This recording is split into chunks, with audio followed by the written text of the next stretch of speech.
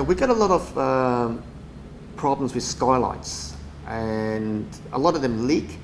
And the problem with a lot of skylights is that leaves gather around the edge of the skylight.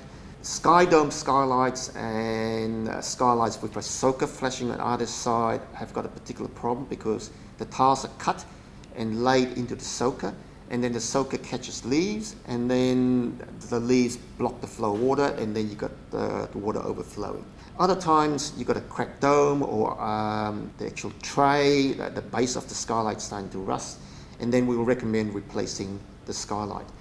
And the funny thing is, the dome costs almost as much as the skylight, so we always recommend to clients that if we were to replace a dome, we replace the whole skylight. And with skylights, we have found that the Regent style skylight has a better design with water flow. And in this video, we are putting a Regent skylight in. It's a little bit involved. We're going to have to put a special flashing and aluminium flashing on the side of the skylight, and it's a much better soaker.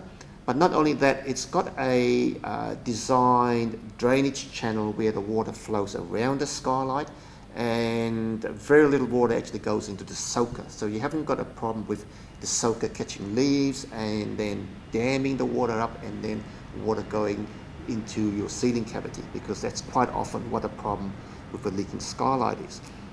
So on this particular skylight, the water flows a lot better because there's a designed drainage channel.